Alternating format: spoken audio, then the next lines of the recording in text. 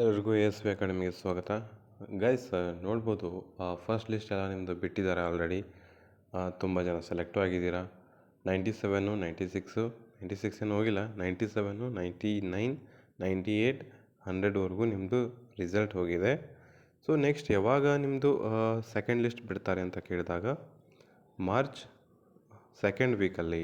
March second week ಅಂತಂದರೆ ನಿಮ್ಮದು 15 March 15ರಿಂದ 20ರೊಳಗಡೆ ಯಾವಾಗ ಬೇಕಾದರೂ ನಿಮ್ಮದು ಸೆಕೆಂಡ್ ಲಿಸ್ಟ್ ಬಿಡುವಂಥ ಚಾನ್ಸಸ್ಸು ಪಾಸಿಬಿಲಿಟೀಸ್ ತುಂಬಾ ಜಾಸ್ತಿ ಇದೆ ಅಂತ ಹೇಳ್ಬೋದು.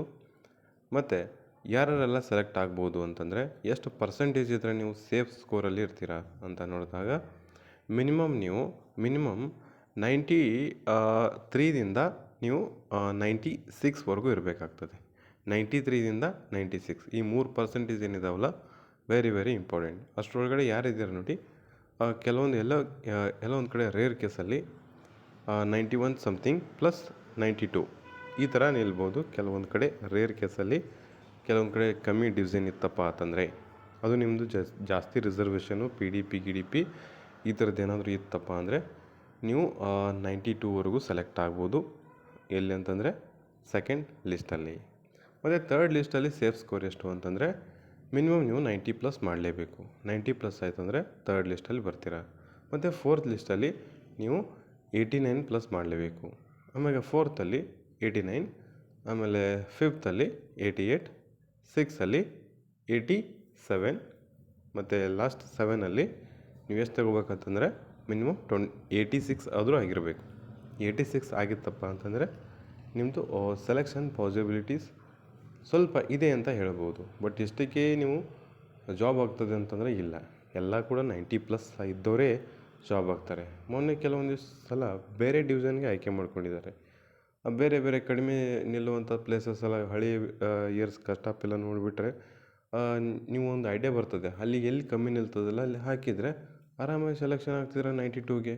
ಬಟ್ ಅವ್ರು ಹಂಗೆ ಮಾಡಿಲ್ಲ. ಯಾವುದೋ ಒಂದು ಕಡೆ ರ್ಯಾಂಡಮಾಗಿ ಆಯ್ಕೆ ಮಾಡ್ಕೊಂಡಿದ್ದಾರೆ, ಅಲ್ಲಿ ಹೋಗಿ ಅಪ್ಲಿಕೇಶನ್ ಹಾಕಿಬಿಟ್ಟವ್ರೆ. ಹಾಗಾಗಿ ಅವ್ರದ್ದು 92 ಆದರೂ ಕೂಡ ಜಾಬ್ ಆಗಿಲ್ಲ. ಏನು ಮಾಡ್ತೀರಾ? 92 ಆದರೂ ಜಾಬ್ ಆಗಬೇಕಾಗಿತ್ತು, ಬಟ್ ಆಗಿಲ್ಲ ಅವರು. ಹಾಗಾಗಿ ಸ್ವಲ್ಪ ಥಿಂಕ್ ಮಾಡಿ ಅಪ್ಲಿಕೇಶನ್ ಹಾಕುವಾಗ. ಸೊ ಇವಾಗೇನು ಮಾಡೋಕ್ಕಾಗಲ್ಲ, ಅಪ್ಲಿಕೇಶನ್ ಹಾಕಿದ್ರಿ. ಸೊ ಇನ್ನೇನು ತಿದ್ದುಪಡಿ ಮಾಡುವಂಥ ಅವಶ್ಯಕತೆ ಇರಲ್ಲ. ಬಟ್ ಒಂದೇ ಒಂದು ವಿಷಯ ಏನಂತಂದರೆ ಡಾಕ್ಯುಮೆಂಟ್ಸ್ನ ಕರೆಕ್ಟಾಗಿ ಇಟ್ಕೊಳ್ಳಿ. ಡಾಕ್ಯುಮೆಂಟ್ಸ್ ಯಾವ್ಯಾವೆಲ್ಲ ಬೇಕಂತ ಆಲ್ರೆಡಿ ಒಂದು ವಿಡಿಯೋ ಮಾಡಿದ್ದೀನಿ. ಅದನ್ನ ಯಾರು ನೋಡಿಲ್ಲ ನೋಡಿ, ಡಿಸ್ಕ್ರಿಪ್ಷನಲ್ಲಿ ಲಿಂಕಲ್ಲಿ ಕೊಟ್ಟಿರ್ತೀನಿ.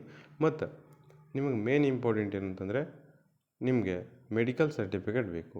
ಮೆಡಿಕಲ್ ಸರ್ಟಿಫಿಕೇಟ್ ಯಾರು ತೆಗಿಸಿಲ್ಲ ನೋಡಿ, ತೆಗೆಸ್ರಿ. ಯಾಕಂದರೆ ಮುಂದೆ ರಶ್ ತುಂಬ ಇರ್ತದೆ ಗೌರ್ಮೆಂಟ್ ಹಾಸ್ಪಿಟ್ಲಲ್ಲಿ. ಇವಾಗಲೇ ತೆಗೆಸ್ಕೊಂಡು ಇಟ್ಕೊಳ್ಳಿ. ಅದು ಬಿಟ್ಟರೆ ನೆಕ್ಸ್ಟ್ ಕಂಪ್ಯೂಟರ್ ಸರ್ಟಿಫಿಕೇಟ್.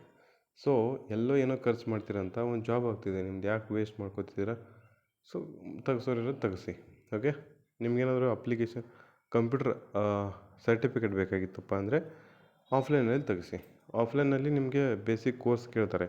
ಕೋರ್ಸ್ ಮಾಡಲೇಬೇಕು. ಸರ್ಟಿಫಿಕೇಟ್ ಬೇಕಂದರೆ ಒಂದು 3,000, 3,500, 4,000 ಈ ಥರ ಇರ್ತದೆ ನಿಮ್ಮದು ಅಲ್ಲಿ ಆಫ್ಲೈನಲ್ಲಿ. ಬಟ್ ನಿಮಗೇನಾದರೂ ಆ ಥರ ಬೇಡ, ಸರ್ಟಿಫಿಕೇಟ್ ಮಾತ್ರ ಬೇಕು, ನಮಗೆ ಸರ್ಟಿಫಿಕೇಟ್ ಮಾತ್ರ ಕೊಟ್ಟರೆ ಸಾಕು ಅನ್ನೋರು, ಸೊ ಆನ್ಲೈನಲ್ಲಿ ಕೆಳಗಡೆ ಒಂದು ನಂಬರ್ನ ಮೆನ್ಷನ್ ಮಾಡ್ತೀನಿ, 9141099470 ಅಂತೇಳಿ ಕಮೆಂಟ್ ಬಾಕ್ಸ್ ಆ್ಯಂಡ್ ಡಿಸ್ಕ್ರಿಪ್ಷನಲ್ಲಿ ಲಿಂಕ್ ಇರ್ತದೆ. ಅದಕ್ಕೆ ವಾಟ್ಸಪ್ಪಲ್ಲಿ ಡೈರೆಕ್ಟಾಗಿ ಐ ನೀಡ್ ಕಂಪ್ಯೂಟರ್ ಸರ್ಟಿಫಿಕೇಟ್ ಅಂತ ಮೆಸೇಜ್ ಮಾಡಿ. ಅವ್ರು ನಿಮಗೆ ಚಾರ್ಜಸ್ ಅದೆಲ್ಲ ಹೇಳ್ತಾರೆ. ನಿಮಗೆ ಒಪ್ಪಿಗೆ ಇತ್ತಪ್ಪ ಅಂತಂದರೆ ನೀವು ಹೋಗ್ಬಿಟ್ಟು ಅವ್ರ ಹತ್ರ ಕಂಪ್ಯೂಟರ್ ಸರ್ಟಿಫಿಕೇಟ್ ತೆಗೆಸ್ಬೋದು. ಇದು ಗೌರ್ಮೆಂಟ್ ಆಥರೈಸೇಷನ್ ಕಂಪ್ಯೂಟರ್ ಸರ್ಟಿಫಿಕೇಟ್ ಆಗಿರ್ತದೆ. ISO ಸರ್ಟಿಫಿಕೇಟ್ ಆಗಿರ್ತದೆ. ಇಂಡಿಯನ್ ಸ್ಟ್ಯಾಂಡರ್ಡ್ ಆರ್ಗನೈಸೇಷನಿಂದ ಮಾನ್ಯತೆ ಪಡೆದಂತಹ ಸರ್ಟಿಫಿಕೇಟ್ ಆಗಿರ್ತದೆ. ಓಕೆ, ಯಾರು ಇಂಟ್ರೆಸ್ಟ್ ಇದೆಯೋ ಕೆಳಗಡೆ ಇರುವಂಥ ನಂಬರ್ಗೆ ವಾಟ್ಸಪ್ಪಲ್ಲಿ ಮಾಡಿ. ಸೊ ಎಲ್ಲೆಲ್ಲೂ ಫೇಕ್ ಎಲ್ಲ ತೆಗ್ಸೋಕೆ ಹೋಗಬೇಡಿ. ಬಟ್ ತೆಗೆಸಿದ್ರೆ ಗೌರ್ಮೆಂಟ್ ಇರುವಂತಹ ಕರೆಕ್ಟ್ ಒಂದು ಸ್ವಲ್ಪ ದುಡ್ಡಿದ್ರೆ ಹೋಗಲಿ, ಬಟ್ ಕರೆಕ್ಟಾಗಿರುವಂಥ ಸರ್ಟಿಫಿಕೇಟ್ನ ತೆಗೆಸಿ.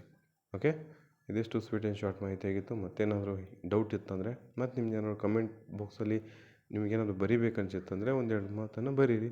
ಮತ್ತು ನಿಮ್ಮ ಸ್ಕೋರ್ ಏನಾದರೂ ಟೈಪ್ ಮಾಡಬೇಕಂದ್ರೆ ಟೈಪ್ ಮಾಡಿ. ಯಾಕಂದರೆ ಮುಂದೆ ನೀವು ಸೆಲೆಕ್ಷನ್ ಆದಾಗ ನಿಮ್ಮ ಕಮೆಂಟ್ ಬಾಕ್ಸ್ಗಳು ಹೈಲೈಟ್ ಆಗ್ತಿರ್ತವೆ. Okay, thank you.